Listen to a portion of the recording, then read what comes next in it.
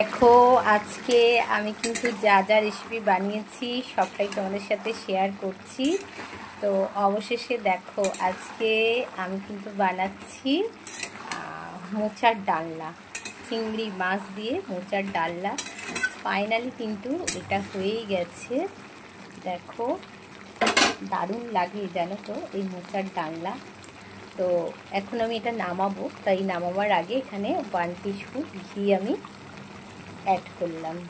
এতে কি হয়, দারুণ টেস্টি হয়। আর এই মোচার ডালনা কিন্তু খাওয়া মানে থোড় মোচা এই সমস্ত জিনিস কিন্তু আমাদের খাওয়া খুব দরকার, তাই না?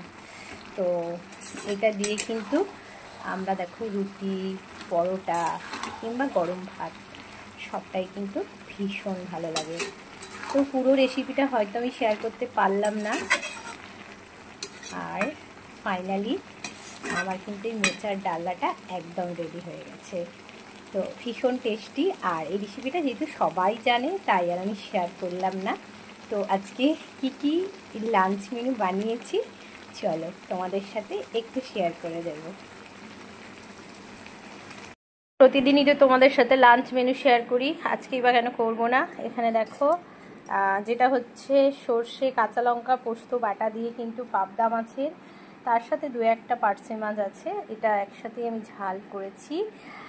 আর এখানে দেখো এই তো মোচার ডালনা।